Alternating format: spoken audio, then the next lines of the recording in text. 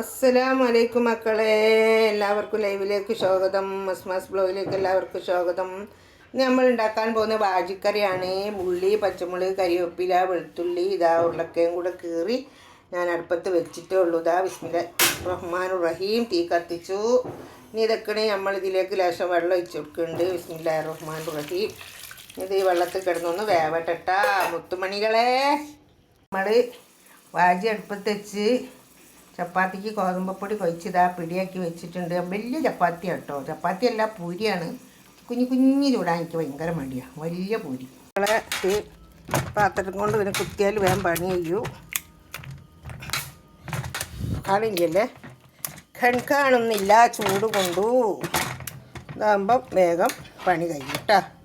നല്ലോണം ഒടിഞ്ഞിട്ടുണ്ട്. ഇനി തൂമിക്കണം. വെച്ചു, എണ്ണ ചൂടായി. കടുകിട്ട്, വറ്റൽമുളക് ഇട്ടു, കറിവേപ്പിലിട്ടു. ഇതാ നല്ലോണം ഇതായിട്ടുണ്ട്. നമുക്ക് ഇതിലേക്ക് ഇതാ കൊഴിച്ച് വെച്ചിട്ടുണ്ട്. നമ്മളെ വാജിക്കറി റെഡി കേട്ടോ. കേട്ടോ, നമ്മളെ ചപ്പാത്തിയല്ല പൂരിയാണ്. പതുക്കട്ടെ നല്ലോണം വേവട്ടോ. പൂരി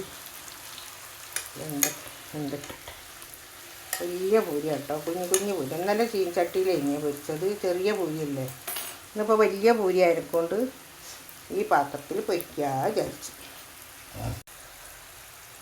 അതുകൊണ്ട് നമുക്ക് ഇങ്ങനെ മറിച്ചിടാം. ഇതാ നമ്മളെ പൂരിയെല്ലാം റെഡിയായി. നല്ല ചൂടുണ്ടു. ഈ വീഡിയോ ഇഷ്ടപ്പെട്ടാൽ എല്ലാവരും ലൈക്ക് ചെയ്യുക, ഷെയർ ചെയ്യുക, സബ്സ്ക്രൈബ് ചെയ്യുക. Okay, by.